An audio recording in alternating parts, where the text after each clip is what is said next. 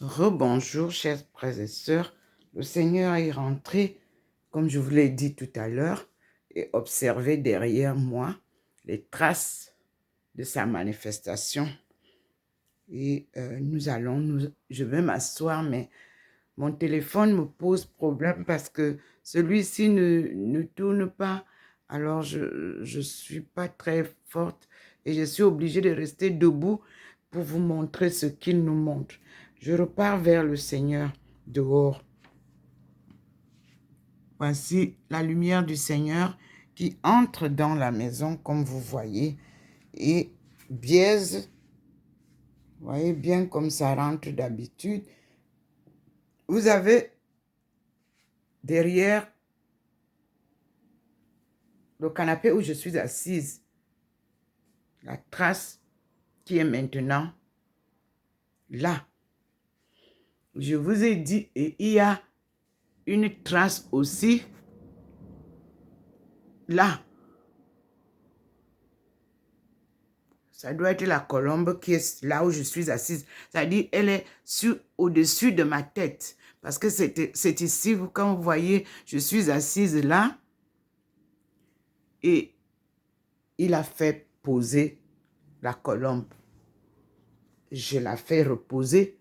La voici. Elle est là sur ma tête, la colombe. Mais derrière moi, vous voyez bien qu'il y a autre chose. Alors, je m'assieds pour recevoir ma bénédiction, qui est la colombe. Je suis assise là.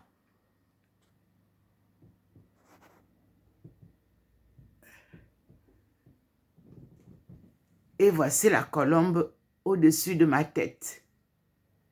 Mon téléphone n'est pas le genre mobile, c'est la A30. Ça ne me permet pas de mouvoir, de tourner sans que l'image ne se coupe. Mais je suis assise là, devant les livres qu'il a donnés, que je lise. Et je me relève pour vous montrer, pour qu'on observe ensemble ces manifestations. Voilà ce qui est derrière moi. Et je veux vous publier ce qui est d'abord sorti, que je n'ai pas pu filmer comme... voilà, voici, vous voyez, au-dessus de ma tête, voilà la colombe, là où je suis assise. Vous-même, vous voyez, c'est là, voici là où je peux pas, je ne sais pas si je peux, voilà. Vous voyez, c'est difficile de capter toute l'image de la même manière. Et nous sommes là. Vous voyez qu'il y a deux personnes ici. Nous allons essayer de regarder derrière moi. Voilà. Vous avez la présence de la lumière divine qui écrit par une main invisible des croquis sur le mur où je suis assise. Donc, vous avez trois grands portraits là qui sont derrière le canapé où je suis assise. Tout à l'heure, il vous a fait une lumière pour poser Maman Marie là où je lui avais fait sa place à partir du premier jour qu'il m'a apparu. Et vous voyez que je suis en train de lire les écritures qu'il a choisies. Et ici, nous avons ça. Let us honor the holy face of the humiliated Christ. Ça, je l'avais reçu dans la maison du Saint-Homme. Ici, the devotion to the holy face at Saint Peter's of the Vatican and in offer celebrated place je crois. Ceci m'a été offert le jour que je suis allée présenter la Sainte Face à Tours, dans la maison du Saint-Homme. Voici les images que moi j'ai reçues, représentant la visite de Marie à Élisabeth. Mes frères et sœurs, écoutons Dieu. Servons Dieu en vérité, sincérité et piété. Observez maintenant, il y a des croquis qui sont en train d'apparaître derrière mon canapé. Voyez vous-même, le couple ressurgit. Le voilà. Comme lorsque d'antan on se mariait, vous avez le couple et il y a une personne qui est là, à côté du couple, comme le témoin. Regardez vous-même. J'espère que vous allez aussi voir. On n'avait pas ça hier. On n'avait pas ça tout à l'heure. Ça vient de surgir.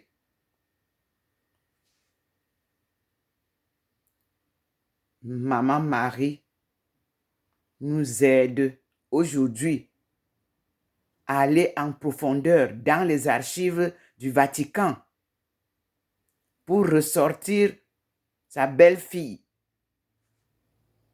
Marie de Magdala, et son fils Jésus. Christ veut dire oint. Il faut que son histoire sorte parce qu'il a vécu, même si c'est seulement 33 ans, comme vous dites, mais il a vécu avec nous sur terre. Cette histoire-là ne peut pas se perdre. Il y a des gens qui ont été là quand il a vécu. Et maman Marie, si elle n'est pas perdue, pourquoi l'histoire de Jésus peut se perdre? Non. Même celle de Joseph était perdue. Le Seigneur a fait rebondir. Vous n'avez jamais su que Joseph, qui est le mari de Marie, est de la famille de David. Et qui est David? Njesse. Allons voir un peu Njesse. Allez chercher un peu dans la Bible. Qui était Njesse? J-E-2-S-E. Ce nom-là est en ma langue étonne aussi. Dieu ne choisit jamais un enfant d'ailleurs pour venir témoigner l'histoire d'un peuple. Jamais. Il a choisi Jésus, qui était notre frère noir, et il choisit en notre temps Ndomo Melingi Thérèse, qui est aussi noire. C'est l'histoire de l'Afrique noire qui sort des ténèbres. Parce que tout a commencé là-bas, au bord du Nil. Le Nil blanc et le Nil bleu. Dieu a créé chaque chose deux à deux. Les eaux salées, les eaux, je peux dire, douces. Oui, le ciel et la terre.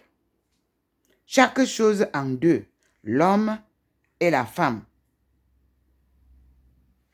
le garçon et la fille.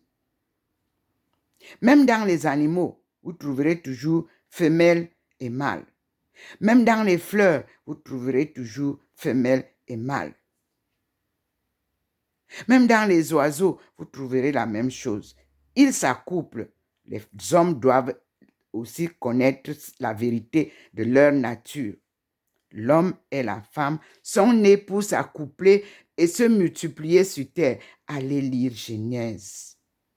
Votre Genèse d'aujourd'hui là n'est pas complète. On ne peut pas faire de Genèse un petit bout de livre. C'est une longue histoire de la création divine. Et Dieu a créé l'homme et la femme le même jour. Vous êtes parti tricher à un autre passage où vous dites que Dieu a ouvert la côte de l'homme et puis la sorte. Non, ça l'a barré ça dans toutes vos Bibles. Lisez le début, comment il dit que Dieu créa l'homme et la femme et les bénit. Voyez ce qui se passe derrière. Nous avons maintenant des personnages visibles sous le manguier, sous le bananier, pardon. Et les autres ne sont pas partis, hein. On est là. Regardez, derrière mon fauteuil, ça s'agrandit. Regardez. Et regardez en haut. Je vous ai montré au plafond, sur ma tête, il a posé sa bénédiction. La colombe. Ici, mon téléphone ne peut pas me permettre de tourner, de m'asseoir et que vous me voyez assise et ces choses derrière moi. Mais sachez, vous connaissez bien là où je m'assieds souvent. Voici ce qui se passe derrière ce matin.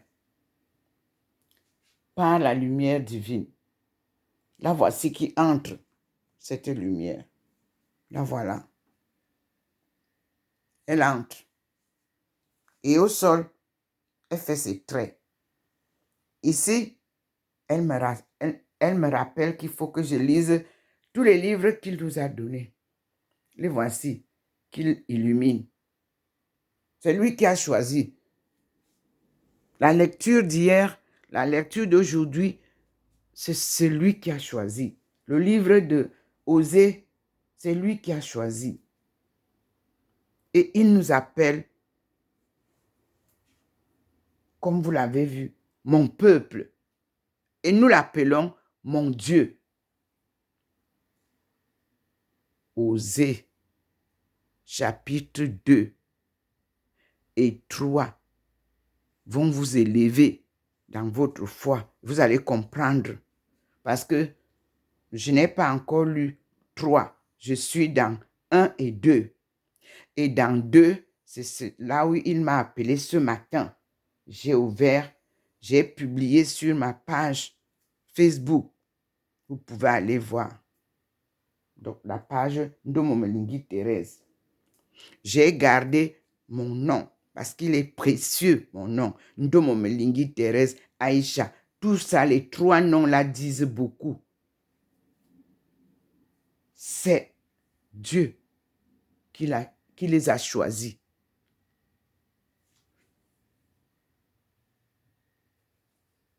Maintenant, on a comme l'impression que le couple est derrière. Moi, je ne peux pas expliquer parce que vous-même observez ce qui se passe derrière. Là, ici, c'est à l'endroit où Maman Marie s'assied. Vous voyez, voilà ce qu'il y a. Et voici son peignoir que je lui avais offert. C'est là où tout se passe ici. Et ici, vous pouvez voir à côté de ça, vous avez sous le bananier, vous voyez, la présence du couple. Un homme et une femme.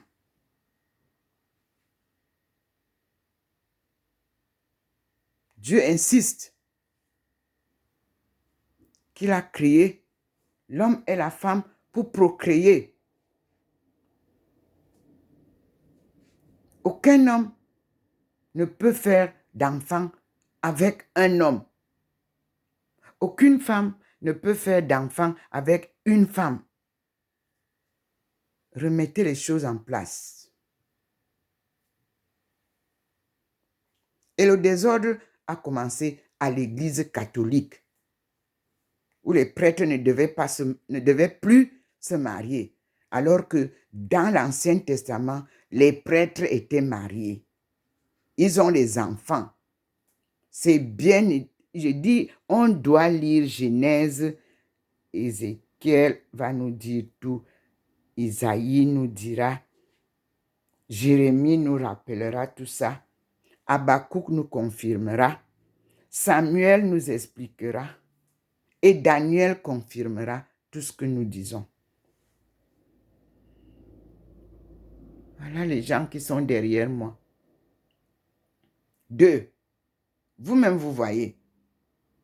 On a comme l'impression d'un homme et une femme. Mais je ne peux pas avancer parce que je ne sais pas qu'est-ce que je peux vous expliquer. C'est lui qui doit nous inspirer. Chacun n'a qu'à regarder ses manifestations, analyser. Et si vous êtes inspiré, partagez avec nous.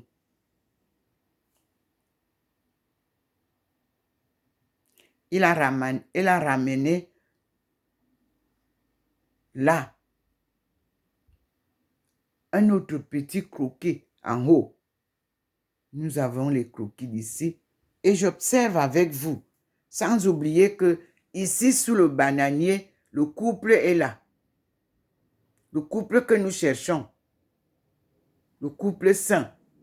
Le voilà qu'il avait posé dans le coin de ma maison. C'est là. Et moi, je suis assise en bas de leurs pieds, à leur écoute, car ce sont eux qui ont la parole de vie.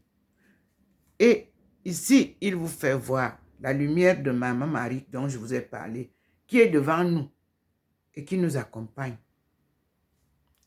Rien ne bouge là. Ici, nous attendons. Aujourd'hui, c'est la fête de Maman Marie. Les miracles sont merveilleux.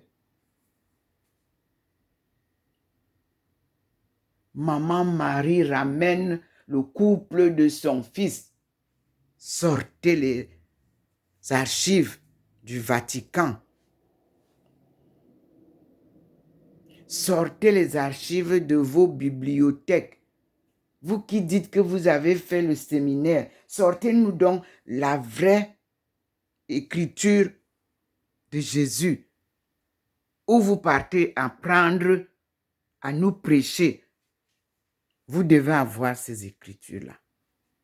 Si vous n'avez pas lu ces écritures-là, vous n'êtes pas des vrais prêtres, ni des vrais pasteurs.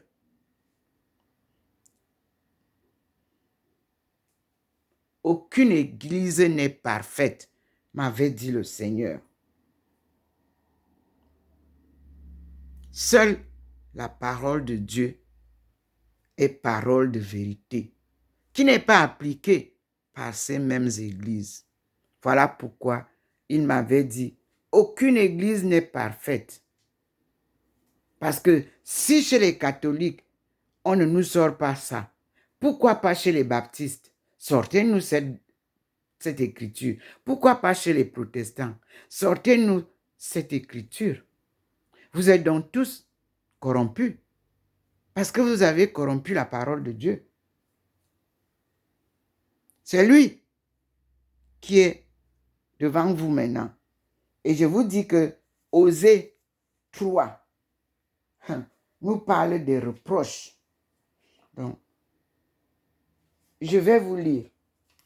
Je vais m'accourber parce qu'il faut qu'on sache la vérité.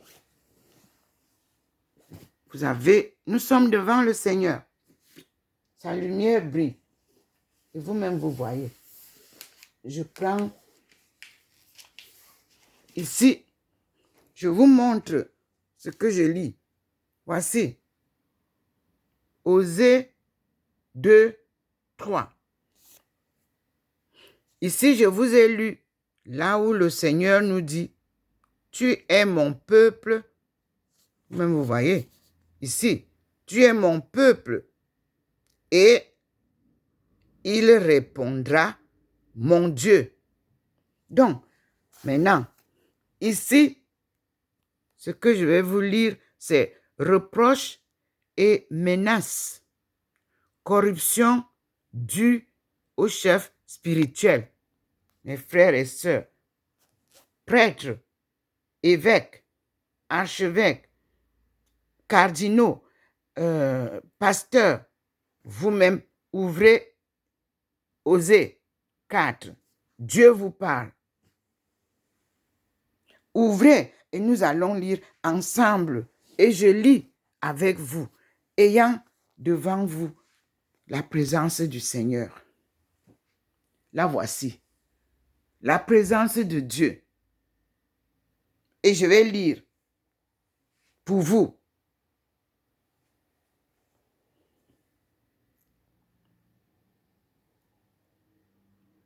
Proche, reproche. Voici ça que je lis. Ce n'est pas que j'invente.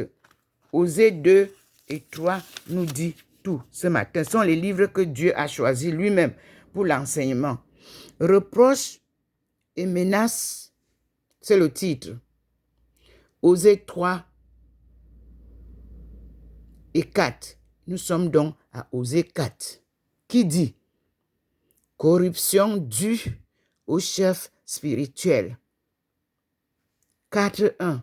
Écoutez la parole du Seigneur, enfants d'Israël, car le Seigneur est en litige avec les gens du pays. Parce qu'il n'y a ni sincérité, ni bonté, mais parjure, mensonge, assassinat, vol, adultère, violence et sang qui appelle le sang. C'est pourquoi le pays est dans le deuil. Tous ses habitants dépérissent. Les bêtes sauvages et les oiseaux du ciel, les poissons même de la mer disparaissent. Cependant, nul n'accuse ni ne réprimande. Et le peuple est comme en révolte contre le sacerdoce. Aussi tu trébucheras en plein jour et le prophète pendant la nuit. Voyez, il trébuche en plein jour et le prophète pendant la nuit. Et je ferai périr le peuple, parce que mon peuple se perd, faute de connaissance, parce que tu as dédaigné l'instruction. Je t'exclurai de mon sacerdoce, puisque tu as oublié la loi de ton Dieu. Moi aussi, j'oublierai tes fils. Tant qu'ils ont péché contre moi. Ils ont changé en infamie ce qui faisait leur gloire. Ils se repaissent du péché de mon peuple. Ils sont avides de ses forfaits. Il en sera du peuple comme du prêtre. Je le punirai de sa conduite. Je lui infligerai son propre traitement. Ils mangeront sans se rassasier. Ils se prostitueront sans se multiplier, car ils ont abandonné le culte du Seigneur. L'inconduite, le vin et le mout étouffent la raison. Mon peuple consulte son morceau de bois et son bâton lui fait des révélations, car l'esprit de prostitution les égare et ils se prostituent loin de leur Dieu. Ils sacrifient sur les sommets des montagnes, ils brûlent les offrandes sur les collines, sous les chênes, les peupliers et les térébinthes à l'ombrage si doux. Ainsi, lorsque vos fils se prostituent et que vos jeunes femmes sont adultères, je ne punirai pas vos filles prostituées, ni vos jeunes femmes adultères, puisque même vont à l'écart avec des courtisanes et sacrifient avec des hiérodules. Faute d'intelligence, le peuple court à la perte. Si tu commets l'adultère, Israël, qu'au moins Juda ne se rende pas coupable. N'allez donc pas à Gilgal, ne montez pas à Bethaven, et ne jurez pas par la vie de Dieu, parce qu'Israël renacle comme une génisse rétive. Le Seigneur irait maintenant les mener paître comme un agneau dans une plaine ouverte. Éphraim est associé aux idoles. Laisse-le. À peine ils ont cessé de boire qu'ils se livrent à la prostitution. Leur chef aspire à l'ignominie. Le vent les enveloppera de ses ailes. Ils seront couverts de honte à cause de leurs autels. Parole du Seigneur. C'est Osée 4. Je viens de lire avec vous. Chacun peut ouvrir, même en anglais, même en français, et lire. Alors, 6 nous dit, retournons au Seigneur. Voilà ça. Je vous ai cité. Retournons au Seigneur. C'est lui qui a déchiré. Il nous guérira. Il a causé la plaie. Il la bandera. En 2 jours, il nous rendra la vie. Le 3e jour, il nous relèvera. Et nous vivrons en sa présence. Appliquons-nous à connaître le Seigneur. Sa venue est certaine comme celle de l'aurore. Il nous arrivera comme la pluie, comme l'ondée du printemps qui arrose la terre. Alléluia, amen. Vous voyez, j'ai fini et tout est là. J'ai fait ce que le Seigneur m'a demandé. J'ai lu la parole qu'il m'a donnée pour que je partage avec vous. Et vous voyez que les traces qui étaient au mur sont finies. Mais sa lumière est toujours présente, comme vous voyez. Mais j'ai fait ce qu'il m'a demandé. Donc, nous avons à louer le Seigneur.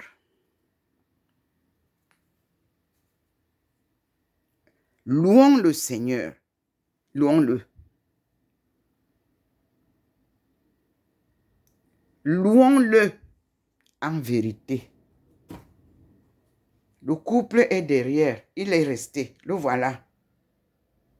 Marie de Magdala et Jésus-Christ, loin de Dieu, l'envoyé de Dieu, porteur de la bonne nouvelle, qu'il a enseigné à son épouse, l'apôtre des apôtres, qu'ils ont appelé l'apôtre préféré. Nous disons merci au Seigneur. Voici la lumière du Seigneur derrière. J'étais assis. Quoique le téléphone me fasse un peu défaut puisque je ne sais pas comment balancer quand ça a bloqué. Et je dis merci Seigneur. Et me voici toujours à l'endroit, au pied du couple que nous recherchons. Mais il n'est pas perdu puisqu'il est présent par la lumière du Seigneur. Ça veut dire qu'il existe et que leurs écritures existent. Les évangiles de Marie de Magdala, l'épouse du Christ, et les évangiles de Jésus. Voyez comment le Seigneur ramène les petits traits qui sont là. Signifie que je dois continuer la lecture. Parce que nous avons une belle histoire de Thérèse d'Avila qui se fait couvrir par la fausse Thérèse. J'appelle ça comme ça. C'est-à-dire, son image a été ternie. Et nous allons voir la valeur spirituelle et divine de Thérèse d'Avila. Et nous lui disons merci, celle qui a souffert pour avoir suivi les enseignements de Marie de Magdala et Jésus-Christ oint. Maintenant, le Seigneur a apporté un autre portrait. Après avoir fini ici, observez maintenant le portrait que le Seigneur a apporté. Un deuxième portrait.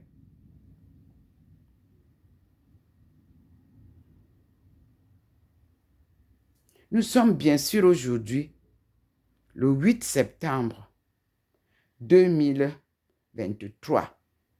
J'ai reçu du Vatican le message de la fête dans le cadre des carmélites célébrant à domicile de par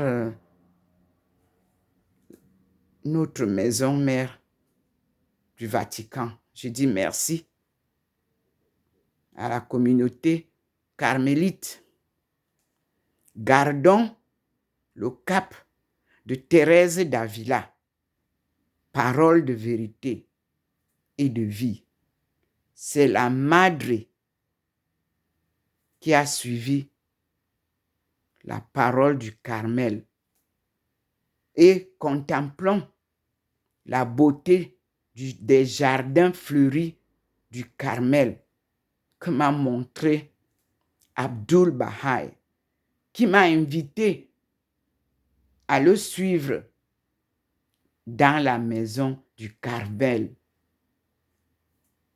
J'avais eu peur, mais je ne connais pas les Baha'i. J'ai demandé à Jésus-Christ, Seigneur, là maintenant, quelqu'un m'appelle vers les Baha'i. Que dois-je faire? Jésus m'a dit, va, c'est la voie. Et oui, vous qui avez multiplié les églises de Carmel, du jardin de Carmel, vous devez d'abord lire l'histoire du Carmel à partir de sa création. Que veut dire par Carmel? Que veut dire le mont Carmel? Et en ce temps-là donc, vous appliquez les enseignements du Carmel et la vie du Carmel. Alors, vous servirez Dieu comme nous le servons dans la joie, l'humilité, la pauvreté, surtout dans la vérité, honnêteté. Nous allons donc retrouver cette association qui nous conduit et qui a ses litanies. Cette association, nous avons les litanies de la Sainte Face. Nous avons tout pour louer le Christ. Louange à toi, Seigneur Jésus. À ta lumière, nous contemplons le secret de ta face. Voici ça. Chantez-nous le Kyrie eleison, le Christ eleison, dans la vérité. Seigneur, montre-nous ta face et nous serons sauvés. Voici ça. Et je l'ai eu de l'oratoire de la Sainte Face de Tours en 2013, quand ils ont reconnu la vérité de ce que j'ai apporté avec la face que vous appelez de Véronique. Non, Jésus a donné cette face à sa femme qui a eu le courage de venir lui essuyer la face lorsqu'il était dans la tribulation. Reconnaissez la vérité et publiez surtout la vérité. Et ça, il y a le chapelet de la Sainte Face. Ce n'est pas moi qui ai mis ça. Cela m'a été donné pour la gloire de Dieu, pour l'Église et spécialement pour les pécheurs.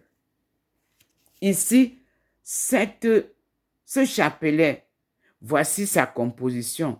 une médaille de la Sainte Face de Jésus, un crucifix, 39 grains, dont 33 pour honorer les 33 années de la vie terrestre de notre Seigneur.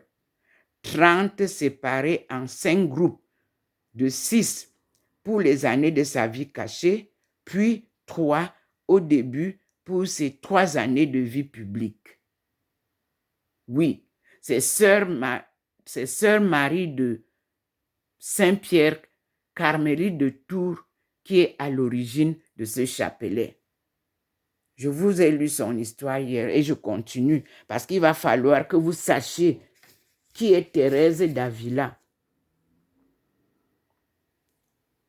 Et que vous sachiez que c'est elle que cette dame, cette sœur de Marie de Saint-Pierre a suivi. Aujourd'hui, on nous parle seulement, on ne veut plus nous parler de Thérèse d'Avila. Voici le Seigneur qui nous apporte la vérité. Là, elle est claire, sa vérité. Et nous allons louer Maman Marie aujourd'hui. C'est sa fête. En vérité, surtout, ne la louez pas en mensonge. Moi, je vous assure, voici mon adhésion en 2013. Voici mon adhésion à Tours quand je suis arrivée, le 15 octobre 2013. Et vous savez bien que le 15 octobre est la fête de Thérèse d'Avila. Ici, vous lisez bien, Thérèse Ndomo est associée à l'archiconfrérie réparatrice de la Sainte Face, érigée le 1er octobre 1885 dans la maison du Saint-Homme de Tours, Léon Dupont. Toute ma marche est pointillée par Dieu. Ce sont des étapes bien synchronisées, bien établies par la parole de Dieu et ses enseignements. Maintenant, le Seigneur vient de faire là, sur le sol. Il me ramène et il me met là, au sol.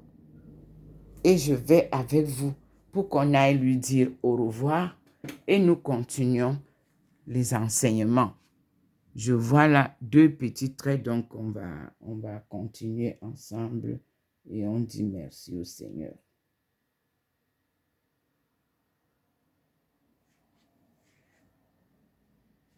Voilà la ville. Voyez comment le soleil illumine, ça traverse la ville. Voici le soleil et la présence de Dieu sur la table.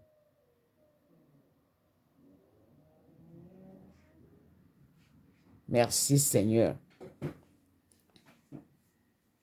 Je reste donc avec vous. Il me ramène et il me rappelle qu'il faut que je me mette à la lecture. Les livres que le Seigneur a choisis nous permettent de connaître la vérité et d'éliminer le mensonge et la manipulation à l'Église universelle. Parce que Dieu est un Dieu de vérité. Nous passons donc à la lecture, à la suite de la lecture de notre sœur Thérèse d'Avila et Marie de Saint-Pierre, qui va nous faire connaître encore une vérité sur Thérèse d'Avila. Puis, nous allons donc entamer ça. En anglais, s'il vous plaît, je n'ai pas la traduction en français.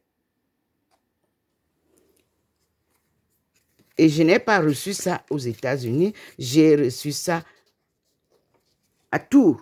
quand j'ai fini mon récit, le recteur est parti prendre ça. Il m'a dit, tiens, tu as la vérité.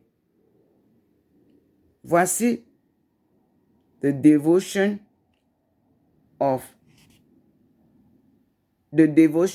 to the Holy Face. Voici le livre.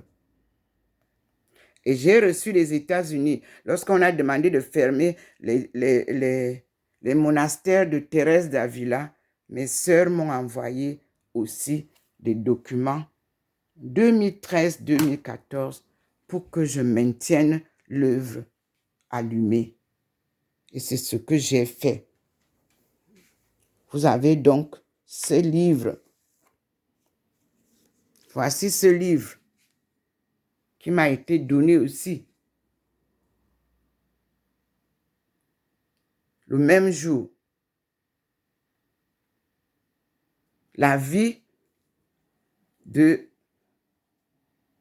Marie de Saint-Pierre. Voici ça. Avec autorisation de reproduction ou d'en parler. Et je le fais. Ici, vous avez ça. La vie de la sœur Saint-Pierre, écrite par elle-même, par Monsieur le chanoine Janvier en 1881, est épuisée depuis longtemps. Épuisée aussi une notice du même auteur abrégé de la vie complète. Pour répondre aux désirs des fidèles, il leur est offert ici une biographie qui, malgré sa brièveté, contient l'essentiel de la vie de la Sainte Carmélite et des communications dont elle a été l'objet. Ceux qui voudront connaître le sujet plus à fond pourront recourir avec profit au message de sœur Marie de Saint-Pierre par Louis van der Bosch, Carmel de Tours, 1953.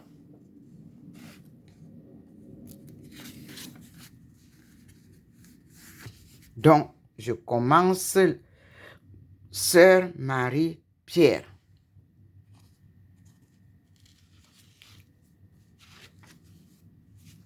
Et nous avons ici l'introduction. Je vais donc m'asseoir.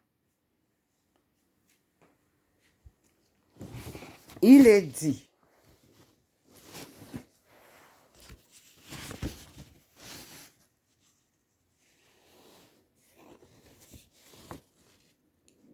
Perrine naquit à Rennes le 4 octobre 1816. Elle eut en vraie bretonne une foi de granit, une volonté forte.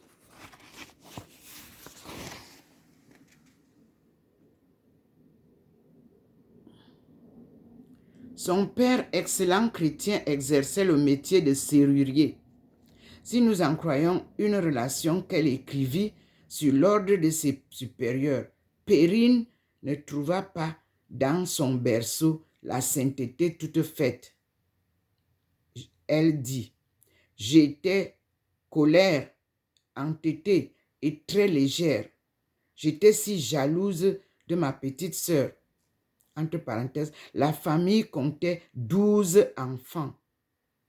Qu'on fut obligé de l'éloigner de moi quelque temps, avec tous ses défauts qui me rendaient si désagréable.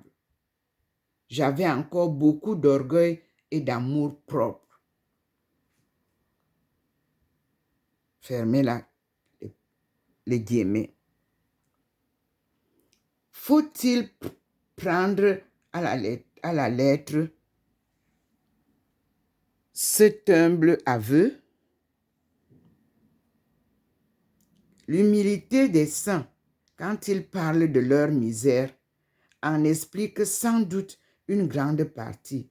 Mais quoi qu'il en soit, Perrine se mit de bonne heure à acquérir les vertus et ses progrès furent rapides et sa piété précoce. À 6 ans, elle est surprise en larmes dans un coin. « Qu'as-tu » lui demande sa sœur aînée.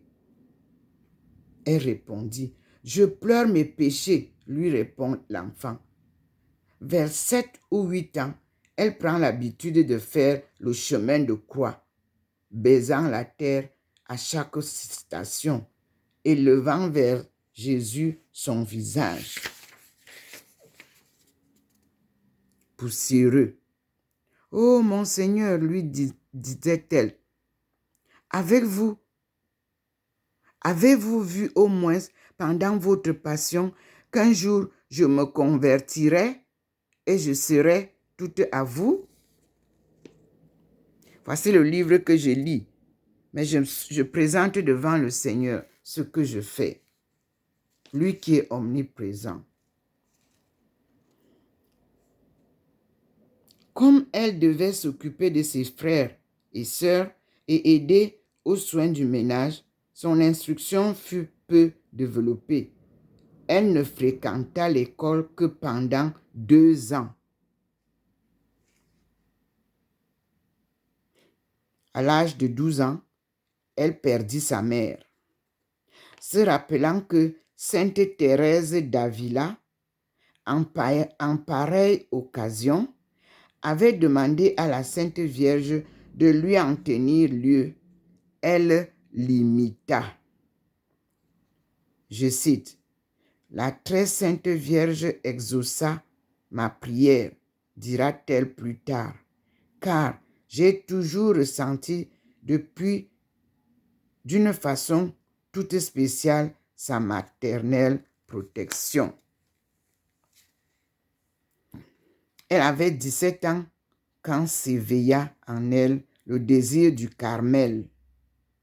Son confesseur, ferme et prudent, la retenait, disant, je cite, « Ma fille, vos passions ne sont qu'égratignées. Il faut qu'elles soient immolées.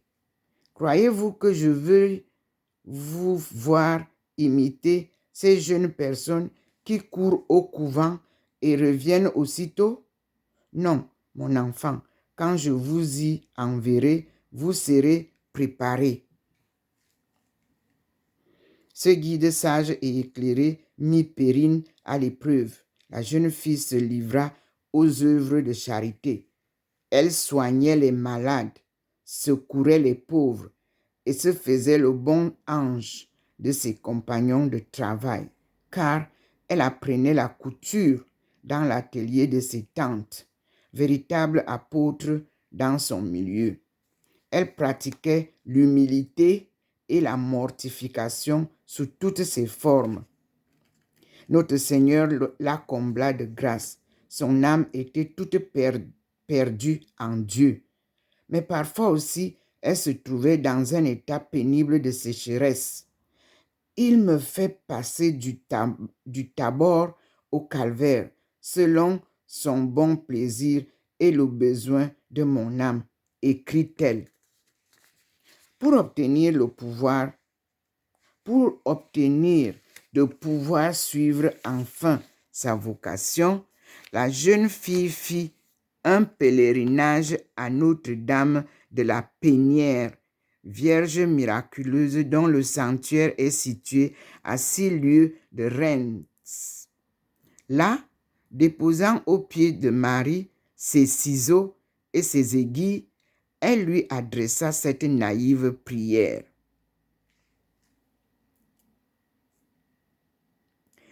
« Ô ma bonne mère, je veux m'occuper à louer votre divin Fils. Tenez, je vous remets les instruments de mon travail. » La reine du ciel ne fit pas attendre sa réponse, mais un autre intercesseur céleste s'occupait aussi d'orienter cette vocation. C'était Saint Martin, le grand thaumaturge des Gaules. Quelque temps auparavant, en effet, Perrine était allée prier dans une chapelle dédiée à ce grand saint. Elle ne le connaissait guère alors et ignorait en particulier les régions de France qu'il avait spécialement évangélisées. C'était le jour de sa fête, 11 novembre.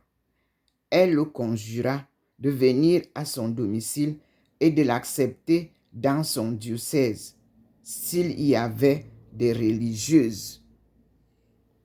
Quel ne fut pas son étonnement d'entendre un jour son confesseur, qui s'occupait d'elle en secret, lui dire, je cite, « Ma fille, vous êtes reçue chez les carmélites de Tours. » Point.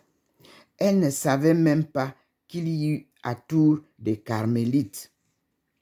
Le 11 novembre 1839, en la fête de son saint protecteur, Perrine Héluère, accompagnée de son père, disait adieu à la Bretagne pour prendre le chemin de la cité martinienne.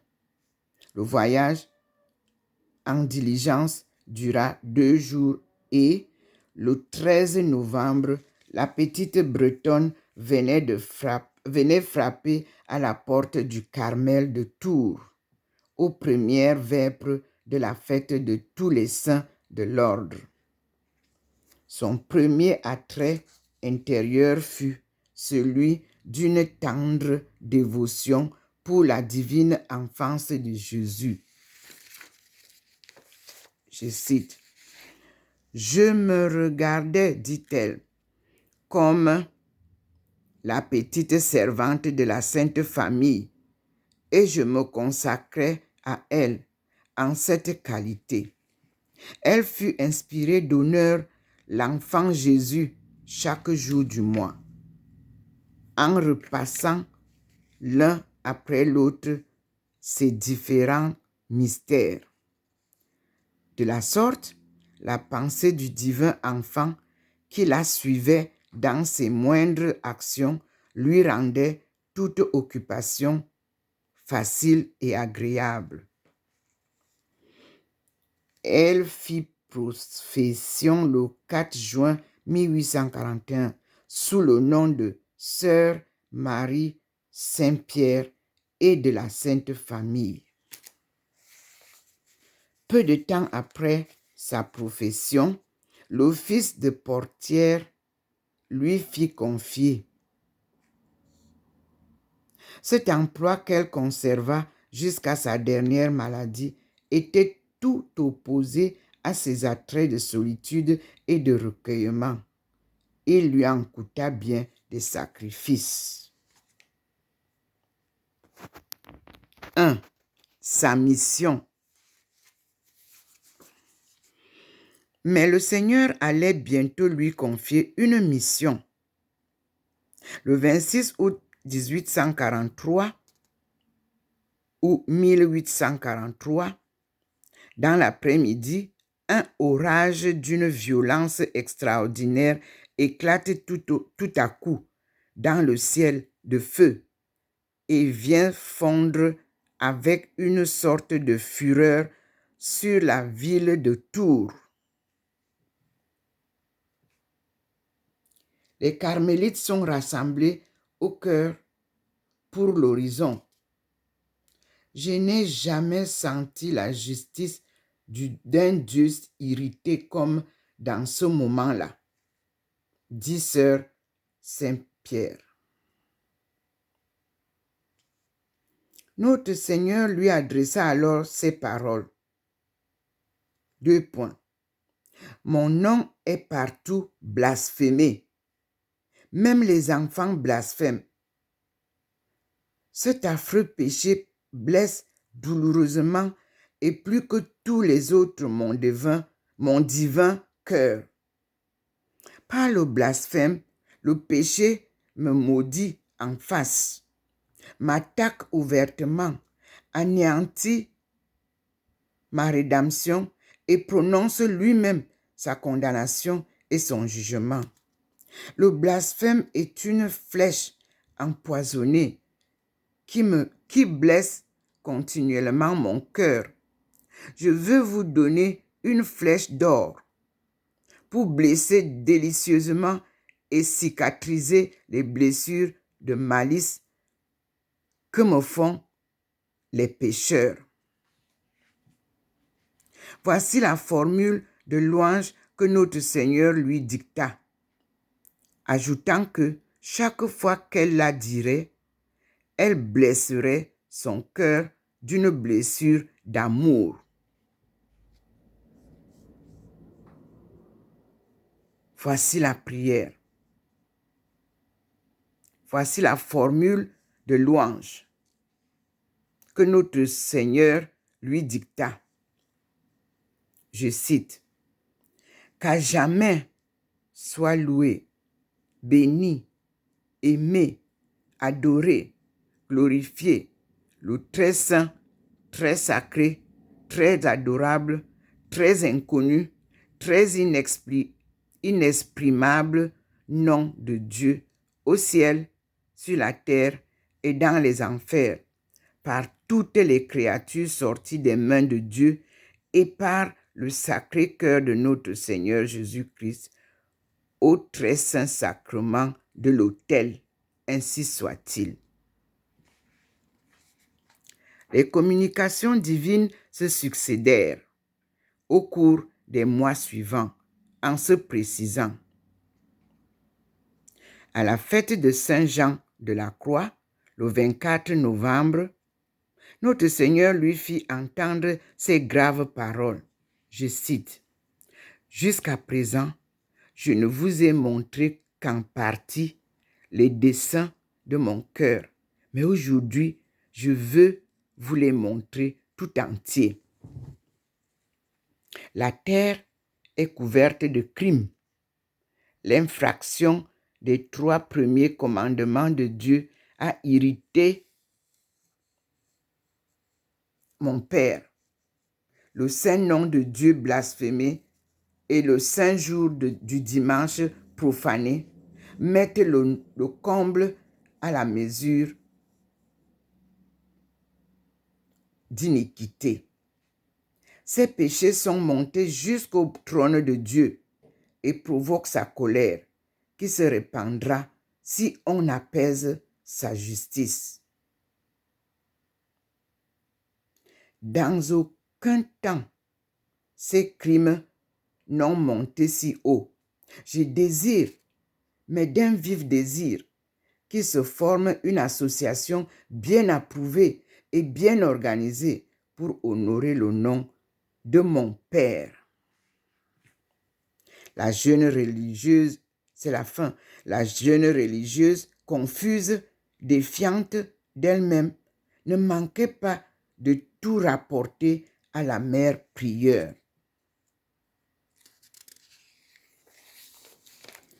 Celle-ci, aussi prudente qu'expérimentée, accueillait ces communications avec une extrême réserve et avec une indifférence apparente.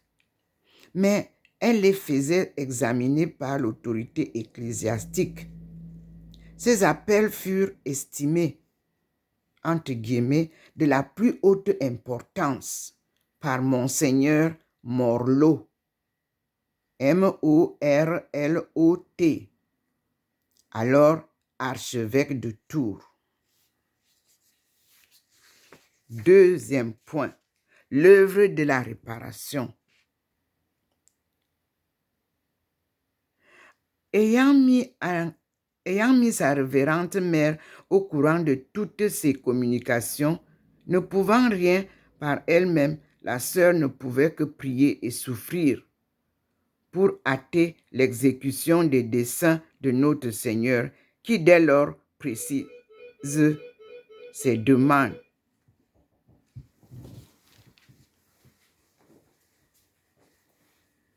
C'est qui? Pardon?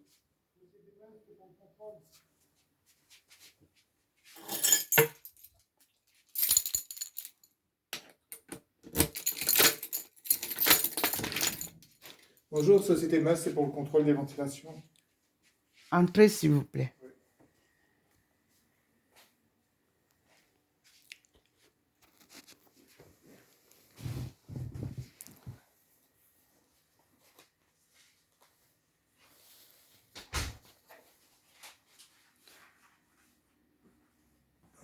Vous avez des détecteurs de fumée.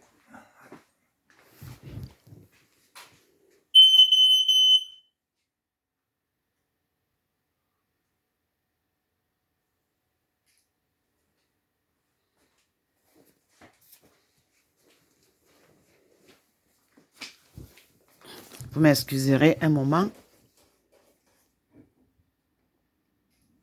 Je peux continuer ma lecture? Oui, pas de problème, j'en ai pas pour longtemps, je m'en vais dès que j'ai fini. Hein. D'accord.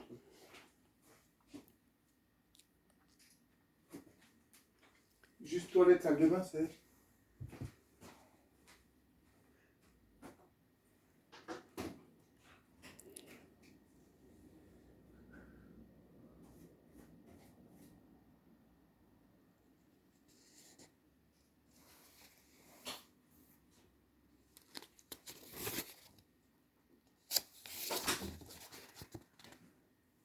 Et dans la chambre? C'est... Il y a 2 chambres. D'accord. Ah oui, c'est bien.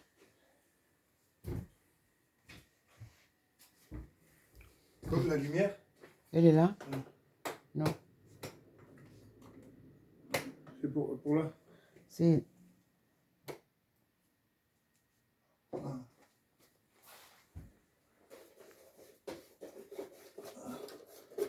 Nous, on voit que c'est vraiment sale, non? Non, ça va, j'ai passé un coup, ça aspire bien. Ok. Voilà. Et voilà les deux chambres. Vous avez Ouais, là. bon, ça c'est bon, ça, nous c'est que VMC, ça c'est pas VMC. Donc, D'accord. hein? Oui. Voilà. Merci. Écoutez, il n'y a rien de spécial. Hein? Bonne journée à vous. Merci à vous aussi. Au revoir. Au revoir. Je ne pouvais pas couper parce qu'il faut que je termine.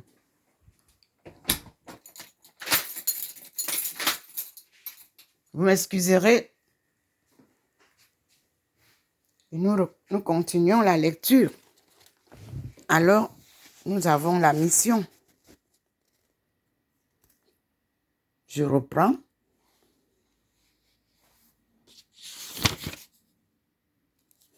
Donc, nous avons l'œuvre de réparation. Ayant mis sa révérende mère au courant de toutes ces communications, ne pouvant rien par elle-même, la sœur ne pouvait que prier et souffrir pour hâter l'exécution des desseins de notre Seigneur, qui dès lors précise ses demandes. Je cite. Je suis dans la lecture. Et je suis devant le Seigneur qui scintille. Et je préfère mettre comme ça et je lis. La veille de l'Immaculée Conception, 1843, dit-elle, notre Seigneur ayant recueilli les puissances de mon âme dans son divin cœur, m'a fait voir combien il était irrité contre la France et qu'il avait juré de s'en venger dans sa colère si on ne faisait réparer d'honneur à son Père céleste pour tous les blasphèmes dont elle est coupable. Il me l'a déclaré.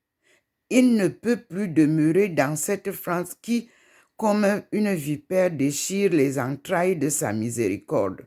Il souffre encore patiemment le mépris qu'on lui fait à lui-même, mais les outrages commis contre son divin Père provoquent son courroux. La France a sucé les mamelles de la miséricorde jusqu'au sang. C'est pourquoi la miséricorde fera place à la justice, qui se débordera avec d'autant plus de fureur qu'elle aura plus attendu. Alors, toute saisie, j'ai dit, mon Seigneur, permettez-moi de vous le demander. Si on vous fait cette réparation que vous désirez, pardonneriez-vous encore à la France? Il m'a répondu, je lui pardonnerai encore une fois. Mais remarquez bien, une fois. Comme ce péché de blasphème s'étend par toute la France et qu'il est public, il faut aussi que toute cette réparation soit publique et s'étende dans toutes les villes. Malheur à celles qui ne feront pas cette réparation. Point d'exclamation, fin de citation. Au sortir de cette communication, Marie de Saint-Pierre, nous le savons, par une de ses compagnes, parut dans un état difficile à décrire. Elle était pâle comme la mort, inondée de larmes, portant une expression de douleur qui lui resta longtemps. Elle semblait comme anéantie sous le poids de la colère divine. Elle eut pourtant une grande consolation en apprenant que le souverain pontife Grégoire XVI, par un bref du 8 août 1843, avait permis d'établir sous le patronage de Saint Louis, roi de France, de pieuses confréries pour l'extirpation du blasphème. Je cite, « Je ne doutais plus, dit-elle, que l'œuvre dont j'étais chargée ne vint de Dieu. » Le 25 décembre 1843, dans la nuit de Noël, la sœur fit selon les demandes intéressées de notre Seigneur et avec la permission de ses supérieurs, un acte de parfait abandon au très saint enfant Jésus pour l'accomplissement de ses desseins à la gloire du saint nom de Dieu. Comme récompense, elle fut favorisée de grâce et de lumière encore plus abondante. Comptant sur la générosité de sa confidente, notre Seigneur précise peu à peu ses désirs. 2 points. Une archiconfrérie pour la réparation des blasphèmes contre Dieu et pour la sanctification de son nom et du jour du dimanche placé sous le patronage de Saint Martin, de Saint Louis et de Saint Michel. Le blasphème et la violation du dimanche étant les principaux péchés ayant attiré la colère de Dieu sur la France. Dans la pensée du Seigneur, ce devait être une armée de vaillants soldats, de défenseurs du saint nom de Dieu. L'archevêque de Tours, Monseigneur Morlot, depuis archevêque et cardinal de Paris, mis au courant des faits, voulut voir et examiner les écrits de la carmélite qui, sur l'ordre de la mère prieure, écrivait toutes ses relations. Il crut à l'esprit qui conduisait la sœur, approuva la conduite de ses supérieurs, mais portant très loin la réserve, la prudence qui le caractérisait. Il ne crut pas pouvoir autoriser la fondation de l'association réparatrice demandée par notre Seigneur. Il s'en vint à autoriser une association réparatrice dans une paroisse de Tours en union avec celle de Rome. La sœur, très peinée, ne pouvait que prier et souffrir. Dieu, comme pour accomplir en elle une œuvre qui ne pouvait encore se fonder dans l'Église, ne lui ménageait pas les épreuves intérieures. Je cite, « Cette œuvre, disait-elle, est en moi comme un feu qui me dévore, comme un feu qui me brûle, et qui me fait plus ou moins souffrir, selon qu'il plaît à Dieu. Dans toutes mes prières, je ne cesse de demander au Seigneur qu'il daigne sauver la France, établir dans toutes les villes son œuvre de réparation et susciter des hommes apostoliques à cette fin. Fin de citation de la sœur.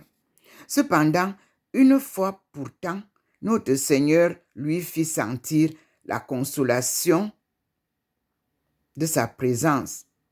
Je cite, « Mon enfant, lui dit-il, courage et confiance, courage et confiance. Gravez ces paroles en votre cœur.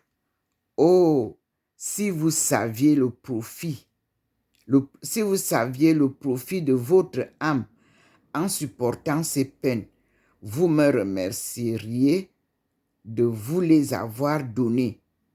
Vous boirez le calice, mais je tiendrai ce calice pendant que vous le boirez. Après cette épreuve, je vous ferai goûter mes consolations. » Fin de citation. Après la décision négative de Monseigneur Morlot, il se produisit dans la révélation faite à la sœur Marie de Saint-Pierre touchant l'œuvre de la réparation comme un moment d'arrêt. Notre Seigneur se plut alors à la consoler.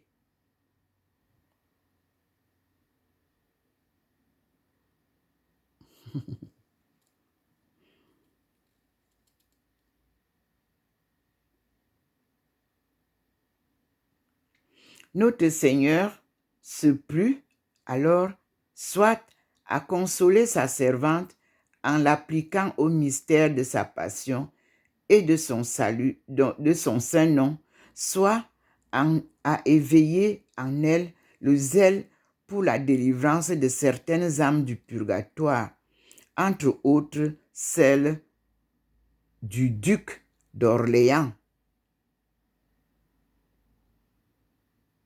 fils aîné du roi Louis-Philippe, tué presque sur le coup dans un accident de voiture. C'est à cette époque que la sœur, toujours inspirée et éclairée intérieurement, diffuse la dévotion au petit évangile, entre guillemets, petit évangile. Ainsi qu'elle la nomme, Jésus désire, dit-elle, comme il me l'a fait connaître, voir ses brebis marquées de son saint nom et portant sur elles l'évangile qui annonce à toutes les nations que le Verbe incarné a été nommé Jésus. Fermez les guillemets.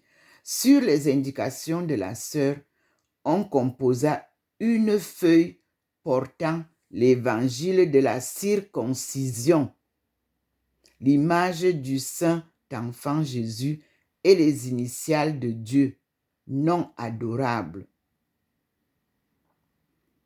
La feuille, pliée et accompagnée d'une feuille de buis bénie au rameau, était renfermée dans un sachet d'étoffe portant une croix et le Sacré-Cœur, ce qui faisait l'effet d'une médaille à porter sur soi. Le Seigneur ajoutait, la sœur promettait d'accorder à ceux qui embrasseraient cette dévotion 5 grâces spéciales. 2 points. D'être préservés de la foudre, d'échapper aux ruses et aux malices du démon, de ne pas mourir de mort subite et imprévue, de marcher facilement dans le chemin de la vertu et la grâce de la persévérance finale. Des grâces surprenantes en tout genre ne tardèrent pas à sanctionner cette humble et confiante dévotion. Les années n'en ont pas affaibli l'efficacité. Maintenant, la Sainte Face, chapitre 3, page 14. La Sainte Face.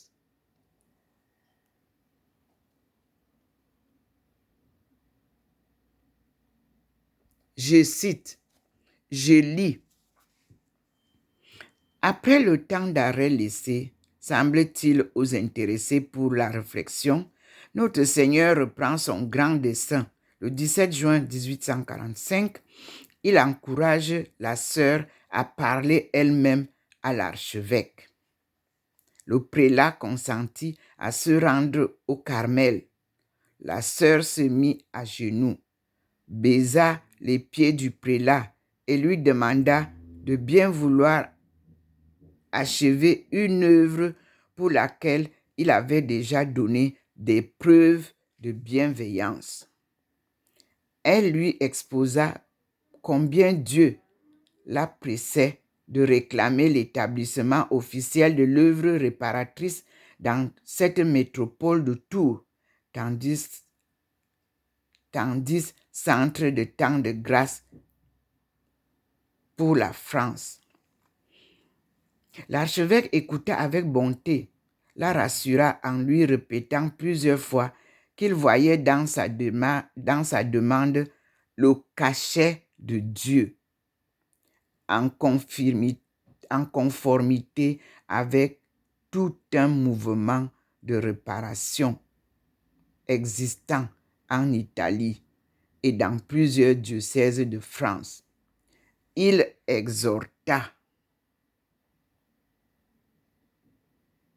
l'exhorta à prier encore et à solliciter de nouvelles lumières.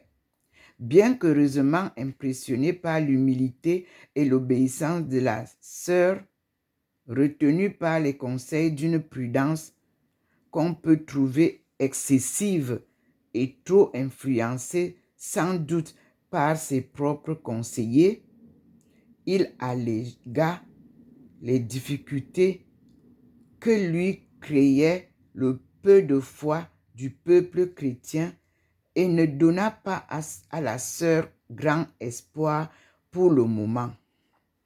Il se contenta d'autoriser des prières de réparation et un opuscule composé dans le même but par M. Dupont, le saint homme de Tours.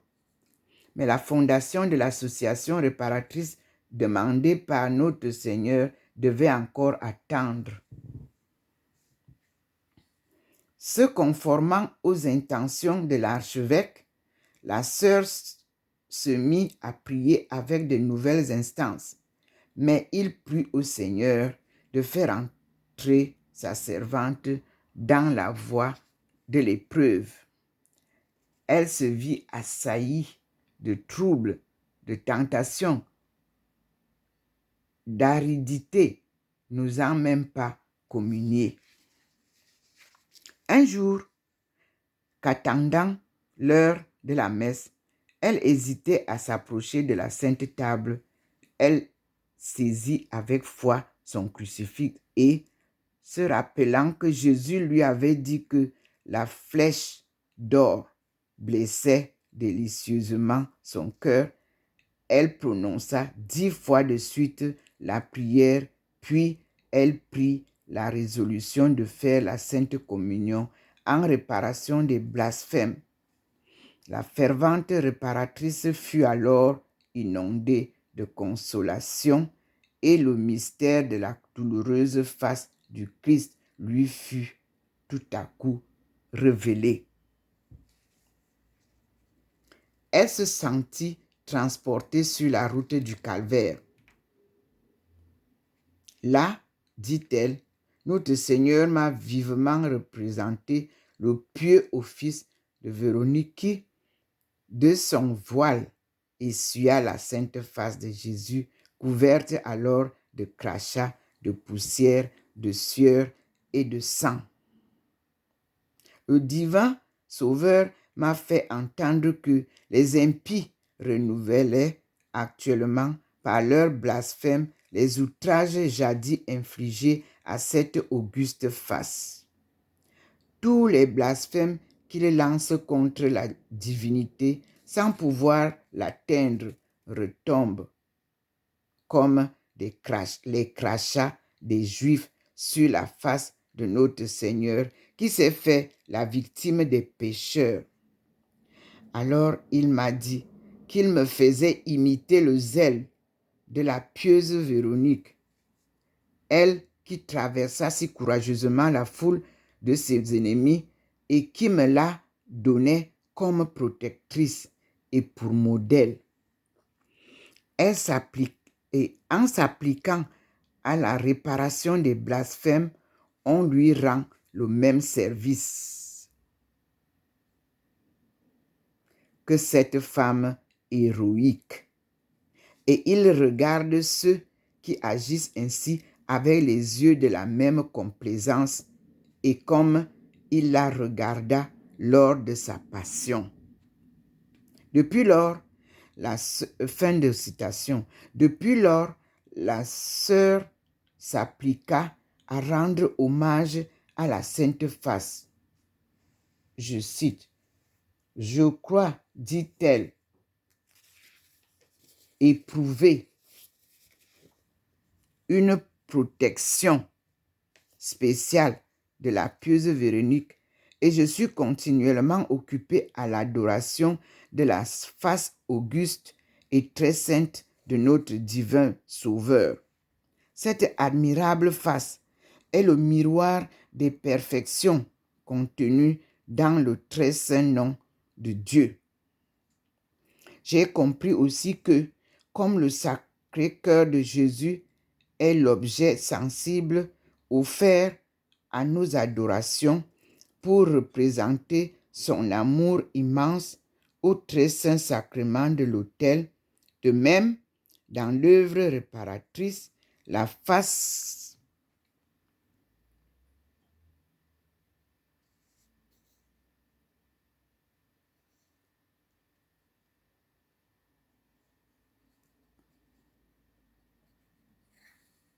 De même, dans l'œuvre réparatrice, la face de notre Seigneur est l'objet sensible offert aux adorations des associés pour réparer les outrages des blasphémateurs qui attaquent la divinité dont elle est la figure, le miroir et l'expression. Par la vertu de cette face vénérable présentée au Père éternel, on peut apaiser sa juste colère et obtenir la conversion des impies et des blasphémateurs. Fin de citation, fermez les guillemets. Notre Seigneur lui fit voir encore que l'Église, son épouse, est son corps mystique et que la religion est la face de son corps. Cette face est en but aux ennemis de son nom.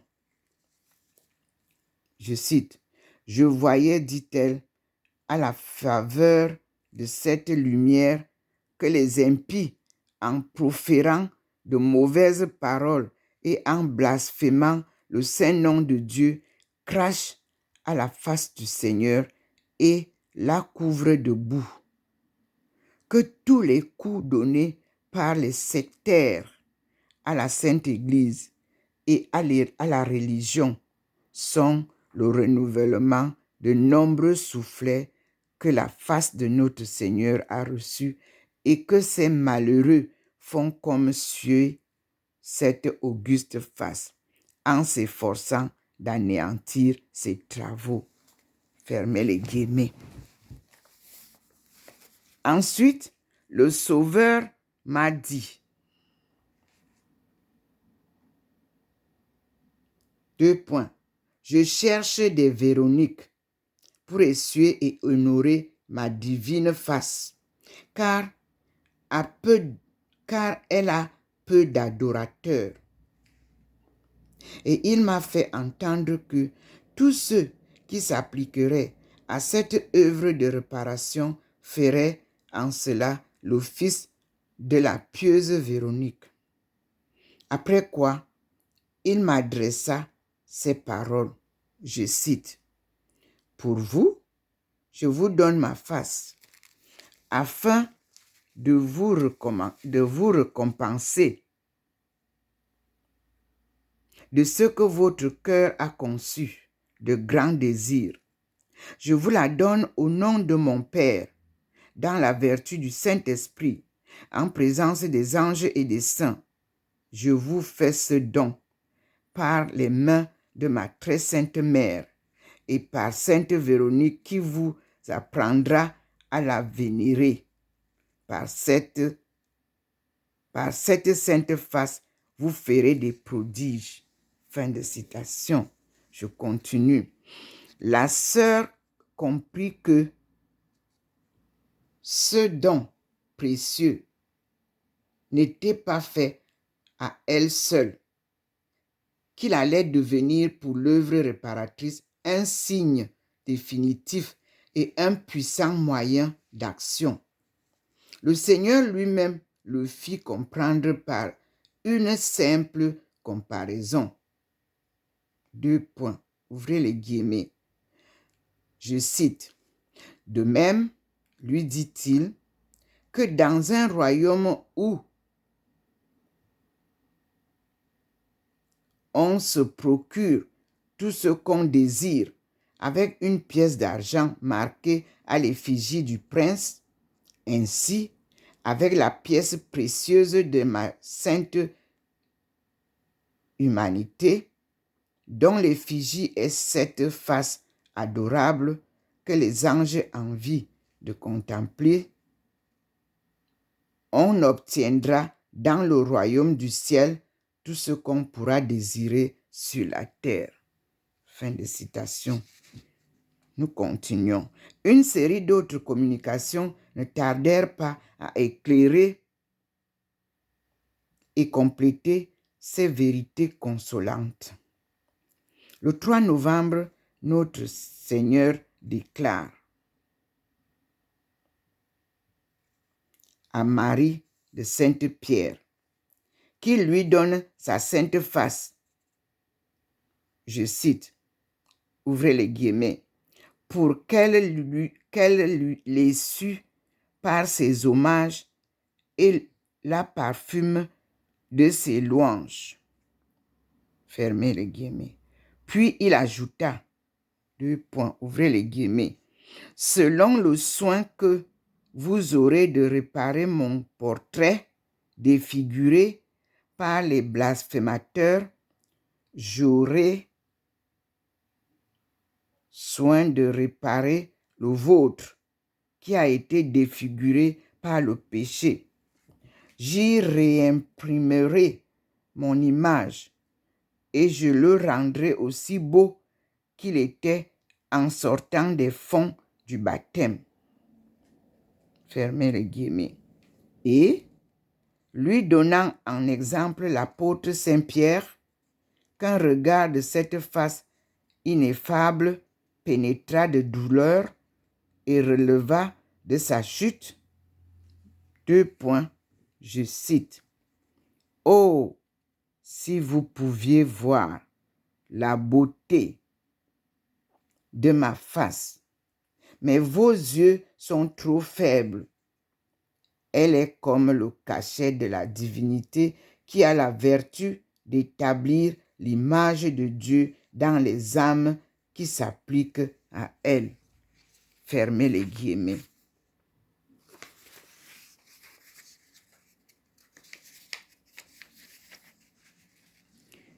À la suite de ces communications, la sœur eut sur la sainte face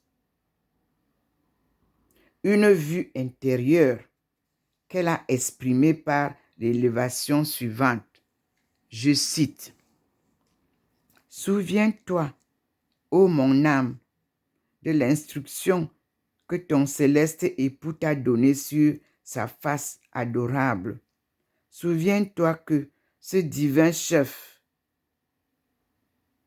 représente le Père éternel qui n'est pas engendré. La bouche de cette sainte face représente le Verbe engendré par le Père et les deux yeux de cette face mystérieuse représentent l'amour réciproque du Père et du Fils, car ces yeux divins n'ont tous deux qu'une même lumière, une même connaissance et ne produisent qu'un même amour qui représente le Saint-Esprit.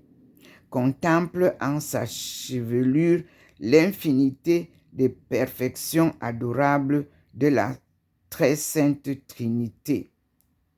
Vois dans cette majestueuse portion précieuse de la sainte humanité du Sauveur l'image de l'unité de Dieu. Fermez les guillemets.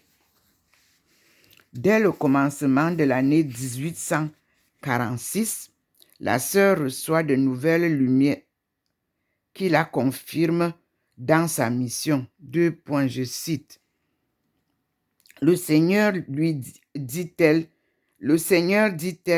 m'a dit que j'aurais beaucoup à souffrir parce que les blasphémateurs sont d'une manière toute spéciale sous la conduite du prince des ténèbres.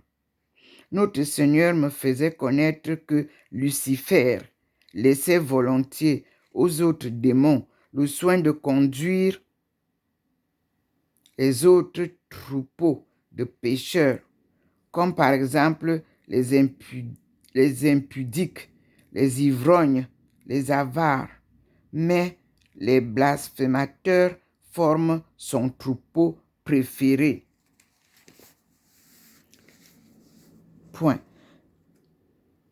Ouvrez les guillemets.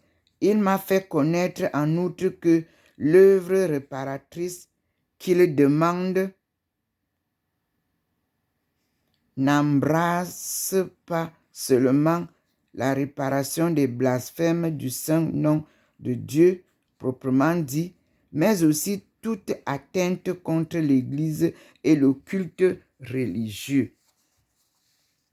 Le 23 janvier de cette même année 1846, notre Seigneur dit à la sœur, après la Sainte Communion, je cite, ouvrez les guillemets, la face de la France, voilà ça, ce que je lis, la face de la France est devenue hideuse aux yeux de mon Père.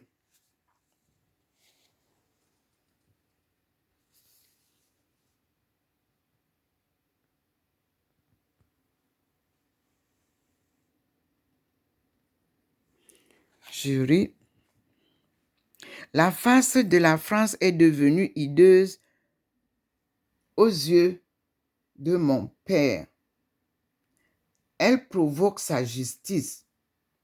Offrez-lui donc la face de son Fils unique, en qui il met ses complaisances, afin d'attirer sur cette France la miséricorde, sans quoi elle sera châtiée. Là est son salut, c'est-à-dire en la face du Sauveur. Fermez les guillemets. Nous sommes à la page 18, 19. Nous sommes aux pages 18-19. Livrez plus que jamais à l'esprit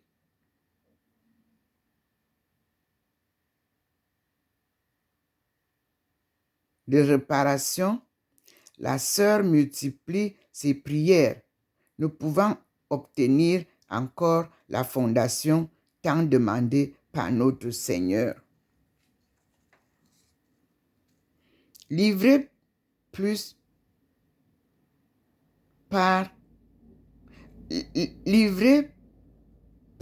que jamais à l'esprit de réparation, la sœur multiplie ses prières, ne pouvant obtenir encore la fondation tant demandée par le Seigneur. Le 12 mars suivant, le Seigneur lui apprit que 2 personnes lui avaient rendu un signalé service pendant la Passion. La pieuse Véronique, en essuyant sa face adorable, et le bon larron, qui, de la croix, prit la parole pour défendre sa cause et confesser sa divinité, tandis qu'elle était blasphémée par l'autre larron et par les Juifs.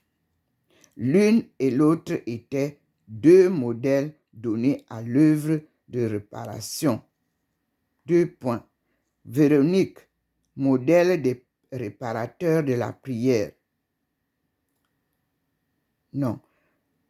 Véronique, modèle des réparateurs par la prière, la louange, l'adoration. Le bon larron, modèle de ces ministres qui, dans l'œuvre réparatrice, doivent le défendre hautement et publiquement. Je cite, 2 points, ouvrez les guillemets. Il m'a promis pour tous ceux qui, dans la réparation des blasphèmes, défendraient sa cause par prière, par parole ou par écrit, qu'il défendrait aussi leur cause devant son Père et leur donnerait son royaume. Nous parlerons dans une autre vidéo la salette de Monsieur Dupont. Ici s'achève déjà le récit de Marie de Saint-Pierre. Nous avons lu la vie de cette carmélite de Tours qui a vécu de 1816 à 1848. Nous avons lu sa vie brièvement écrite. Nous avons lu sa mission. Nous avons lu l'œuvre de la réparation et les messages qu'elle a reçus par le Seigneur Jésus-Christ, Dieu fait homme. Ce sont les livres que le Seigneur a choisis. Il y a des petits, des grands. C'est une rangée de livres que seul lui guide la lecture.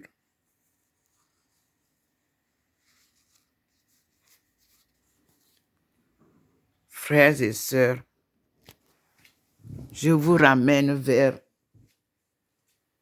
la lumière du Seigneur pour que vous voyez comment, quand je termine, il termine aussi. Il n'y a plus de trait. Voilà le petit point qui est venu pour vous montrer la place où est le Seigneur sous le pot, le soleil sur toute la table, l'entrée de ce rayon qui accompagne mes études à partir de dehors, toute la ville ensoleillée, le soleil qui est entré maintenant dans la maison. Voici comment le soleil entre dans la maison. Tout est plat sur le sol. Vous voyez, il a atténué ma face maintenant que j'ai terminé. Il a atténué même aussi un peu le couple. Ici, il n'y a plus rien sur le mur. Et nous disons, louons le Seigneur. Et je termine par le chant qu'il m'a enseigné lorsqu'il m'a appelé. Devant lui, je lui chante avec toute humilité.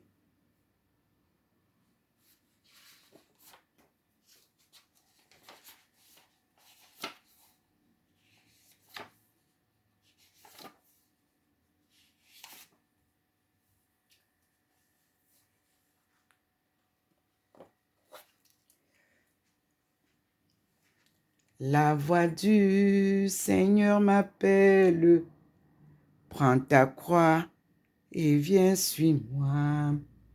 Je réponds, Sauveur fidèle, me voici, je suis à toi. Et le refrain, jusqu'au bout, je veux te suivre dans les bons, les mauvais jours. À toi pour mourir et vivre, à toi Jésus pour toujours. Mais le chemin du calvaire est étroit et périlleux. C'est un chemin solitaire, difficile et ténébreux. Jusqu'au bout, je veux te suivre dans les bons, les mauvais jours. À toi pour mourir et vivre, à toi Jésus pour toujours. Il faut savoir, il faut quitter ce qu'on aime, savoir être mal jugé, endurer l'injure même du monde, être méprisé. Jusqu'au bout, je veux te suivre dans les bons, les mauvais jours. À toi pour mourir et vivre, à toi Jésus pour toujours. Oui, perdre sa propre vie, consentir à n'être rien, n'avoir qu'une seule envie, aimer Jésus le seul bien. Jusqu'au bout, je veux te suivre dans les bons, les mauvais jours. À toi pour mourir et vivre, à toi Jésus pour toujours. Jésus donne grâce et gloire pour le suivre pas à pas. Avec lui, joie et victoire, paix et bonheur ici-bas. Jusqu'au bout, je veux te suivre dans les bons, les mauvais jours. À toi pour mourir et vivre, à toi Jésus pour toujours. Alléluia, amen.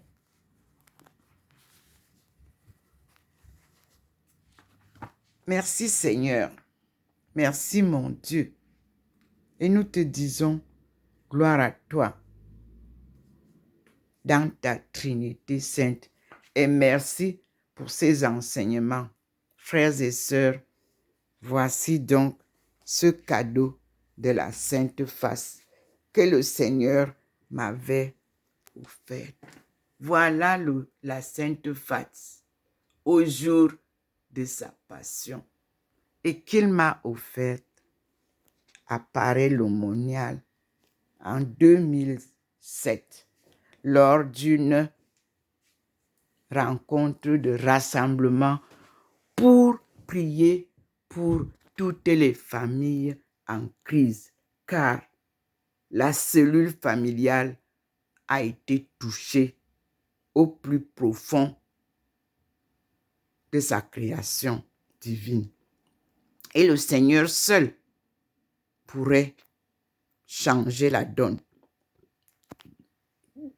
Il vient donc nous enseigner la parole de sa vérité, parole de vie. Voici qui scintille dans la maison. Écoutons avec humilité. Méditons, louons Dieu, glorifions Dieu. Ne nous louons pas. L'homme est de passage sur terre. Il suffit que le souffle qu'il te donne passe. On t'a oublié. Et personne ne reviendra plus sur ton histoire, sauf ceux qui te sont chers.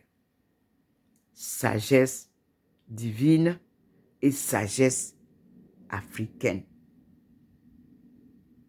Car Dieu parlait face à face à nos aïeux. Prions donc, revenons à Dieu. C'est la conversion des cœurs endurcis qu'il demande. Merci Seigneur. Merci mon Dieu. Nous continuons avec les enseignements du Seigneur. Au nom du Père et du Fils et du Saint-Esprit. Amen.